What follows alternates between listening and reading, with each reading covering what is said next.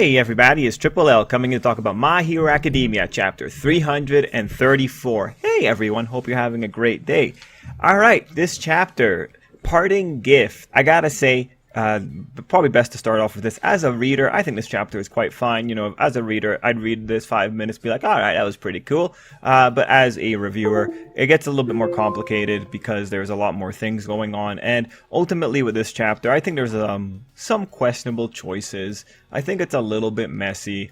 I think going into this, there was a very thin line to walk on this one. And I think this is a difficult situation in general from the critical perspective. And I'm trying to be very careful with my words here because I really want to express that the way that the story is structured in Hero Academia causes some very unique complications that a lot of other stories don't need to deal with. Like really, the longer a story goes on, the worse things get. And this is very true for Hero Academia as well. That's just the natural life cycle for most of these plus 200 chapter stories. With this chapter, what I want to start talking about is really what we were talking about for a few weeks. I'm very happy with this chapter. It validated some thoughts. And also, you know, like proved me incorrect on one thing. I'm very happy with this chapter because, you know, where there's some bad, where there is some arguable bad, there is also a lot of good. And of course, we'll cover all of that and I'll point it all out. I want to start off with talking about the purpose of this whole thing. Now that the mini arc is essentially over, we can evaluate it a little bit more. And as you know, over the past few videos, we've been talking about the possibility that this mini arc was just here to explain the story of why it was going to be the Japanese heroes by themselves. Ultimately, I'm very happy that we were right to be thinking about that kind of thing because that's ultimately what the author did. This is a story to explain why it's only going to be the characters we know fighting in Japan.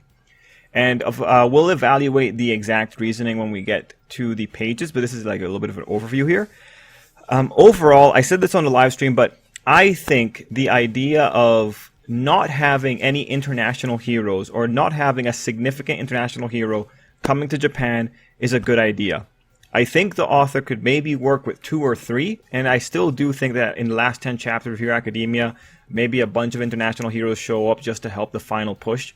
But before that, I think it's a really great idea to make it so that no one shows up. Why? Because the author is not good at this. He is not good at world building at this level. He is not good at bringing in characters. He can barely handle the top 10 heroes. Like, come on, can you really tell me you know a lot about Yoroi aside from that he's old? Can you tell me you know what's going on with Ryukyu? No, man. No. The author's not good at this. He already has a lot on his plate because he has to make the kids worthwhile, but that's really hard to do because right now, Endeavor, Hawks, and in some ways, Best Genius are way more interesting. God knows Mirko is significantly more interesting than a good chunk of Class 1A and 1B. So, because of these challenges, asking the author to bring in more than 5 significant international heroes was a little bit too much. So when I'm looking at him, I do think he knows that he can't deal with it, and I think that's ultimately a good idea to limit it. Now, the thing here that's actually really cool to talk about is, let me show you this page from one of the previous chapters. So back in chapter 328, oh wait, let me count because this is the chapter where Star shows up. So 328, 329, 330, 331, 332, 333, 334. 7 chapters of Star? Okay, 7 chapters. That's quite alright. 7 chaps of Star, pretty much. Alright, so this character was in the story for 7 chapters. But the point of this page is, you know, when you look at what ends up happening, the author ultimately had a choice here. He could have left things off at this page of 328, pretty much saying like, oh yeah, you know, I understand it, or yeah, we know that Japan needs help, but this is actually pretty dangerous for us. This is actually a pretty dangerous thing for us to send out our heroes, because if we send them off, our justice system takes a gigantic hit. If the author had left the whole thing with that explanation, that would have been completely fine. Like, for the level of story that Hero Academia is, if he wants to do that, I wouldn't even have questioned it. This is a really good reason. And it's such a good reason that it even shows up in chapter 334 when they talk about what a hero means for a particular city. And I'll point out that panel when we get there. So, it's an interesting situation. The author could have left the story here. Had he done that, we get the explanation for why no one's coming to Japan, and we also get to move the story along. What he chose to do, however, was to express a big reason to further justify why they shouldn't send anyone into Japan. And that's how we go into the whole thing with Star and Stripe. Now, the author was pretty smart. He wrapped in a few more narrative points in there to make this whole thing more worthwhile. If you notice, though, Star herself is so self-contained, not even her quirk is left. All that's left of her legacy for the story is the damage that maybe Shigaraki incurred. But that in of itself may turn out to make things worse later on. Anyway, Star herself was so self-contained that she got slotted into the story and she got removed with relative little impact left afterward. The majority of the narrative points that the author involved here was really the stuff with All For One and Shigaraki and Tenko in a way.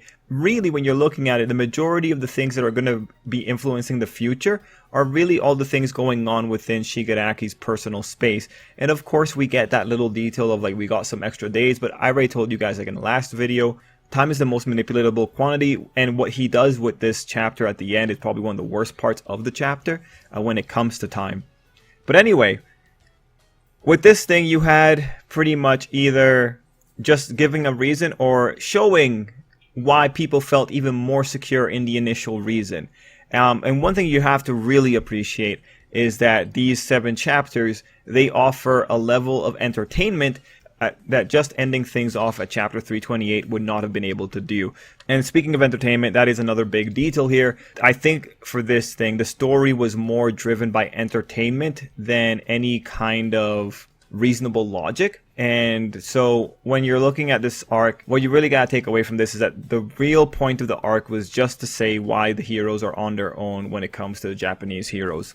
In terms of the ideas that went into this, I think it's a little bit dubious the way that he decided to expand on the reason. I do think it was a little bit dubious bringing in Star and making her so self-contained. I do think this whole little sequence of how much time was left was a little bit dubious as well, because that in of itself ruins one of the things about this final chapter.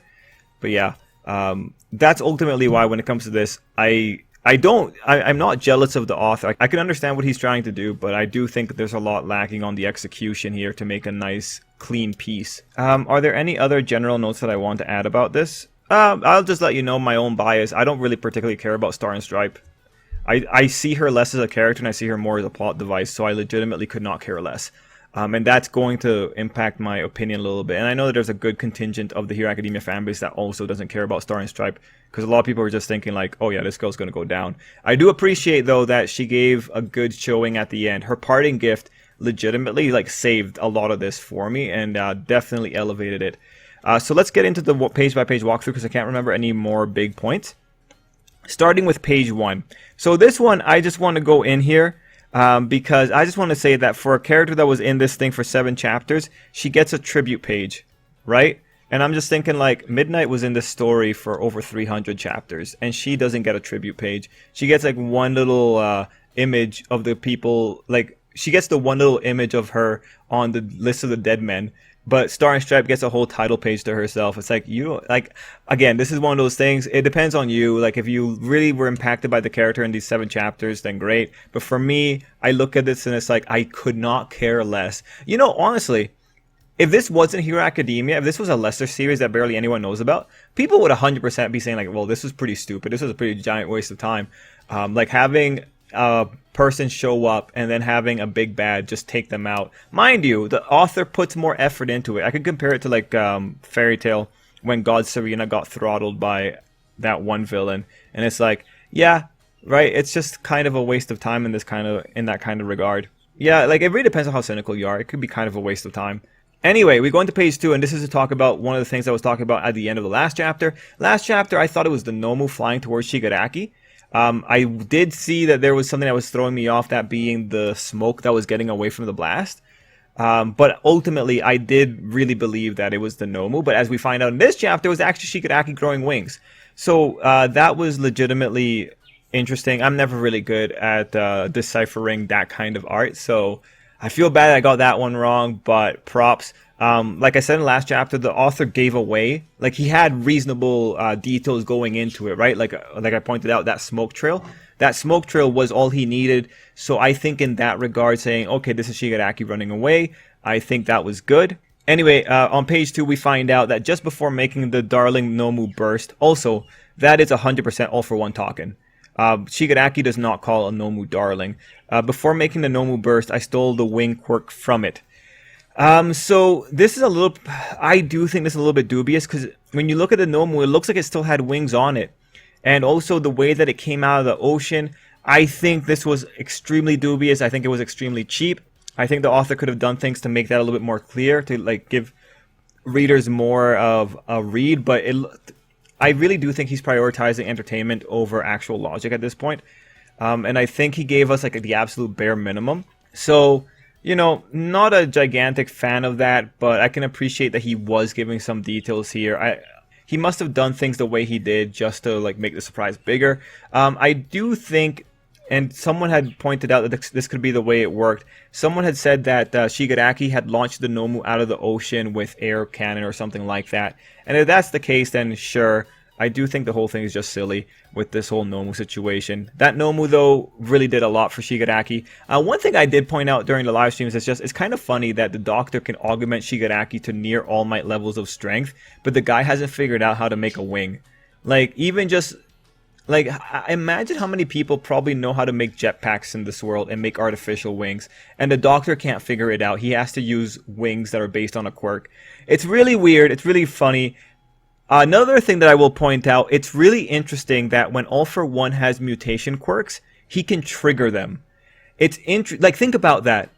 The wing quirk, we know where it comes from. It comes from a kid that always had it out.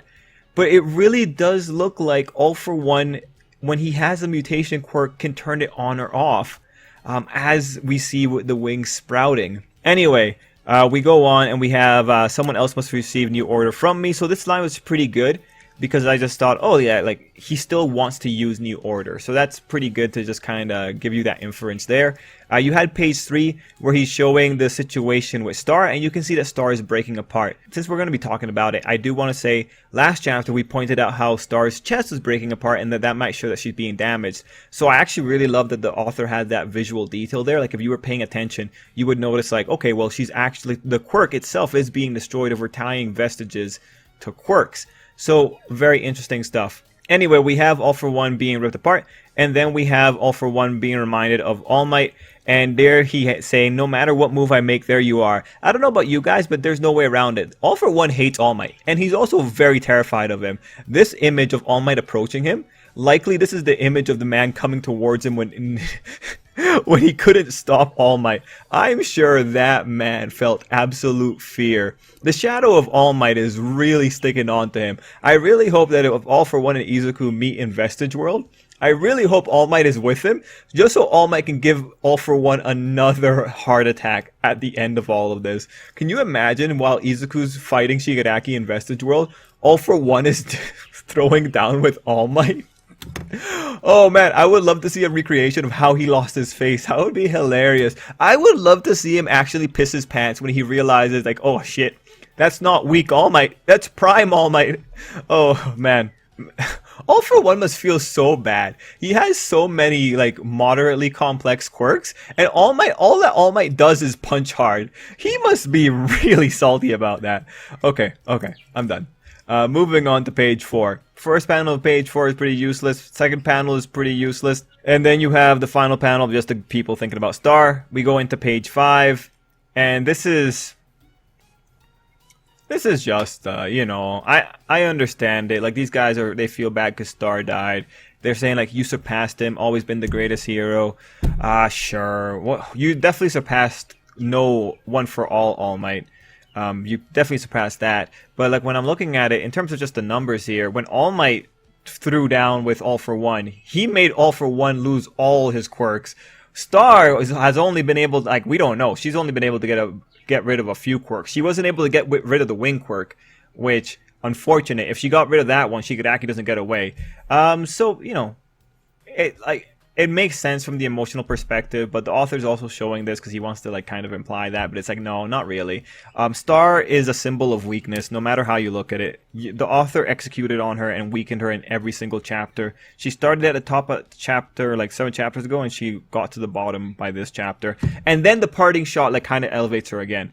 But, you know, this is just sentimentality. It's not really a big deal here. Anyway, we go back to Japan, where we find out that there's a bunch of Tartarus people just kind of hanging out. I legitimately could not care less. I really wonder why the author just gave the name for the guy and not the girl. I think I would have liked both of them getting the name. If you're going to be doing this, I would have liked some consistency. But sure. I'm actually 100% okay with the idea that this guy got his day ruined by Shigaraki, all things considered. Anyway, you have Shigaraki appearing looking like a monster, and you have him actually coming up with a really good idea of, I'll take away your quirk, I'll give you this new order quirk, and then you'll be my slave forever because I want to use you. That's pretty cool. It's interesting that he calls this villain a bystander, but alright, sure. Then we go into page 8, which is the wonderful page of All for One being called an idiot. And we see a little bit of someone talking. It's probably the Star Vestige. I do think the Star Vestige is this is a lot more dialogue than I expected for the Star Vestige, so this is actually pretty cool. But again, New Order kind of breaks things and supercharged that. Now, there are really interesting details that ultimately come out here. Star brings up that because New Order revolted against other quirks, those quirks fought back. Now, what's interesting here is that it says that any quirk can destroy another quirk. Like, think about it. Really think about it. It wasn't All for One and Shigaraki trying to decay her. It was just the other quirks. You actually had foreign genetic information attacking another piece of foreign genetic information. This is really critical because now this just pretty much says, when it comes to Izuku in particular, any vestige should be able to attack another vestige and destroy the quirk that that vestige is tied to. And mind you, the whole thing with the vestiges is like, I do legitimately think it's like the metaphor of it, but like, it doesn't really matter. Anyway, the big point here is that, you know, the destruction of other quirks might not be something that's just limited to hate-filled Shigaraki. It might legitimately be other people. And another thing here is that New Order can only affect one thing. New Order can't affect the reactions of the quirks. Those quirks, by their own volition, acted up when they were attacking New Order. New Order can't instigate a reaction from them because that goes against what New Order can do. Like, it can't affect things through roundabout methods. Another interesting thing to consider here is that this really does make it seem like most quirks are passive, which makes sense with what All for One has told us. Like, at best, All for One only gets to hear the shouts of the people who he stole quirks from, but they don't really get to do much. It's actually really interesting that the Vestiges fought back so much against Star. Anyway, the big thing to take away here is that Vestiges can kill other Vestiges. Pretty much. Anyway, she calls All for One John Doe, which I thought was a really nice touch, and she pretty much says, as long as people stand up to save each other, someone will inherit that will of heroism. Make no mistake, they will strike you down. The thing about this page is that All for One already knows this. All for One has lived this multiple times. The idea that someone will stand up each and every time, he's seen this in his brother, he saw this in second user, he saw this in third user, he saw this in fourth, maybe not fourth. He saw this in fifth user, he saw this in sixth user, he saw this in Nana, he saw this in All Might. All for One has been living this story. He knows heroes are always going to come back because he's been thwarted in many ways by a whole succession of heroes. So this is pretty much just like a reiteration of something we all already know, but it was pretty cool. The author is really good at drawing scary stuff, so I really appreciate that. Anyway, we go into page 10, and this is the saltiest like All for One page that we have. Give it a rest. The winner is the one who lives longest. So take a hike, dead lady. Like, he is so bothered, and you can tell too, right? Because you can see all his veins pop in. He's trying to smile, but it's a smile warped by anger. He's having the worst day of his life. He is so salty. But I do want to point out the winner is the one who lives longest. This actually is pretty reflective of All for One's style. He will play the long game because he can kind of outlive everyone else. Mind you, I think when he gets hasty is when the problems really begin for him. If he continued playing the long game, I think he would have been completely fine. I think it would have been actually really hard to take him down, but All for One gets carried away when he gets excited about quirks. Anyway, I do think this whole thing was salty, and then we go into this little core within All for One.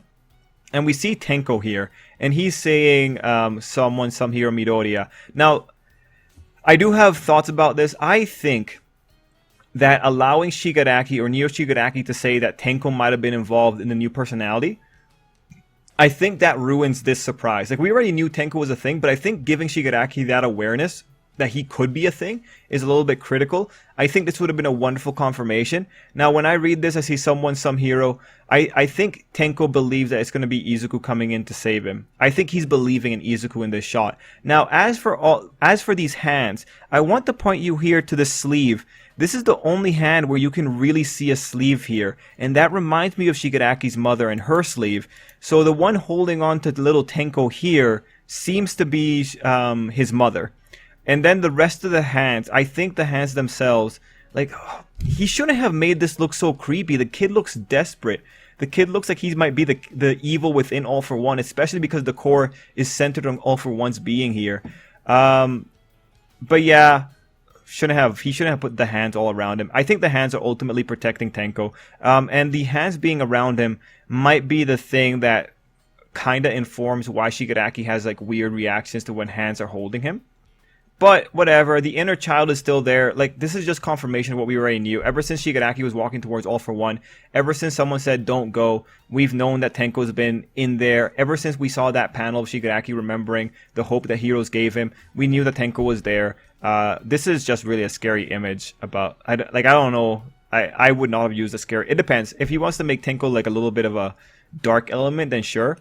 But yeah, I don't know. Like, you want to say that Tenko is a kid that's crying, but here you make him look like he's crazy. Like, it's just this is something that can only be evaluated in the future. Anyway, we go into page 11, which is just pretty much telling us the aftermath. We see Endeavor making quite the face.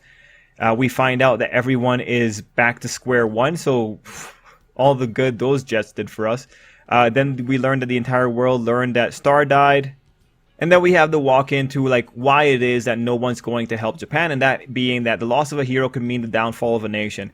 Yeah, that makes total sense to me. Like, when you look at Endeavor's probably like a giant chunk of the justice system in Japan. So yeah, I completely agree with this idea. But this is again just a reiteration of what 328 or 327 had said. Now, I do think this is a little bit short-sighted because it's like, All For One 100% is going to affect the rest of the world. The fighter pilot should be able to say that much, but ideally what the other countries will do is that they will watch how Japan kind of deals with things, and they will try and make the situation better. Also on this page you have Salam, but like he's just like a cameo at this point. Again, he might show up in the last 10 chapters, but this is just the setup for why no one's going to show up. But again, this is just a setup for why no one's going to show up. And we go into the page where the pilots are saying that, you know, we lost, but it's not all gone down. We've lost, but it's not all bad. And we have All Might pointing out that he wishes he could have seen her.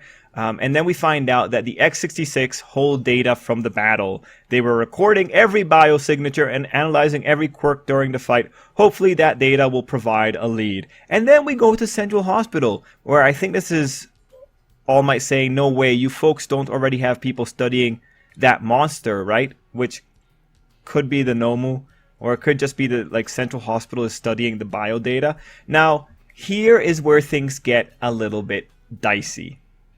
Actually, you know what? Let's go to the next page because it's like these 3 pages kind of all come together. The next day we get to see the people again.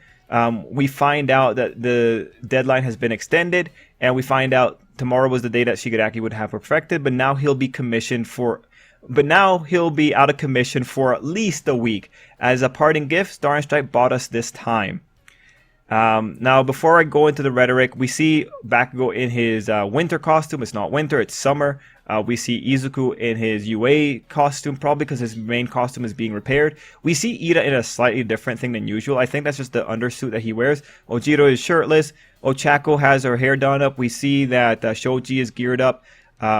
Jiro isn't, but Momo is. Also, Momo still has her hair down, so she probably, you know, this is probably really early morning. And we have the idea that they're going to take down Shigaraki and All For One, which makes it kind of seem like maybe they'll do a preemptive strike, but it's going to be really hard to do a preemptive strike when, quite literally, the page before says, we've gone back to... Wait, where is the page that said it? Oh yeah, no, there it is. It was page 11, said we're back to square one. Okay, so here are the problems with this final page. I want to know how exactly All Might knows that Shigaraki is going to be out of commission for at least a week. Because let me remind you, the thing that got us into this situation, back in chapter 327, let me even quote for you. Both Garaki and Central Hospital are saying he needs at least 2 full months of rest before he achieves completion. That is suspiciously similar to, he'll be at least a week before this guy is good to go. And then, these jets. I'm assuming that Central Hospital is studying the near high-end Nomu, maybe, and also studying the data that the jets collected. Alright, that's fair. When we look at this, and I'm looking at those jets, and assuming the jets are how Central Hospital is getting this information, there is no reason to believe those jets actually have any worthwhile information. Because the fundamental thing here is that Horikoshi isn't telling us what exactly the jets are capable of recording. Can the jets really record the augmentations that the doctor did to Shigaraki? Because Shigaraki's body does not follow the usual rules that everyone else's bodies does. So that's the first thing. Are the jets actually calibrated to be able to talk about Shigaraki? The next thing, when Central Hospital is making this assumption about how much time he's going to be out, is Central Hospital taking into account hyper regeneration and the fact that All for One can steal hyper regeneration from a Nomu? Like at this point, Shigaraki probably has more control over his body. He could probably try and kill the main All for One body right now, and maybe that causes another weird spurt in All for One. Heck man, I really think at this point you could go into like a small, we're going to raid All for One's cave, and while we're there, Shigaraki kills All for One and becomes whatever.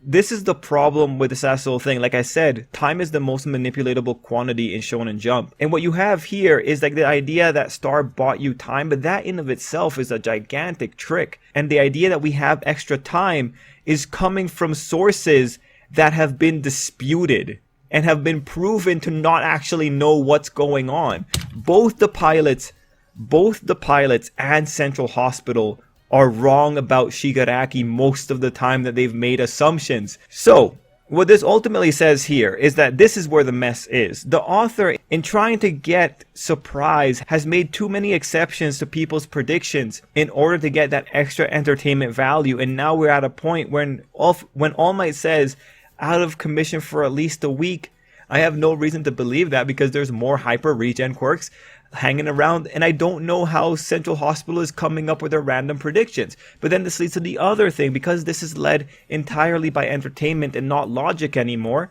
You have a situation where, if the author decides, this is the final time, then it's going to be at least a week. It all depends on whether or not there's going to be another, you thought this was happening, but actually, it all depends on that. Is there going to be another but actually point coming in? Right now, Hero Academia is 100% guided by entertainment, not logic. This whole thing with the time, we talked about it last week. The author is going for time. If the author had said that there was a week left before the star fight started, nothing would have changed here. This is just the entertaining flow of the story at this stage. We'll have to see what happens next week. But at this point, I am 100%. I would love it for it to be a week, but I'm ready for the author to say like, oh no, wait, it's going to actually be 5 days. Wow, who would have thought? We'll have to see where we go here. The next question is whether or not we're going to have a training arc or we're going to have a hunting arc. But we'll have to see. And that's pretty much it for me for Hero Academia. I think the fallout from this was quite alright. Again, it's just further justification. Actually, now that I'm looking at it, when you think about it, when you look at that first chapter where Star was introduced, this chapter, the whole Star arc was pretty much just the justification of why they shouldn't send in Star just willy-nilly. Like, if anything, this is the big justification of why Star shouldn't have gone in by herself, or why Star shouldn't have just taken off by herself. Because maybe if she had more people around her, maybe that could have helped somehow, who knows. Anyway, what you really see here, especially with page 12, is the organization didn't want to send out any heroes because it would negatively impact their own countries, and now they're living in a reality where they just the US just lost a significant portion in exchange for giving Japan apparently 7 more days. Anyway, we'll have to see where we go. I am excited for next week's chapter. Guys, let me know what you thought down below. And until next time, I hope you have an absolutely great day.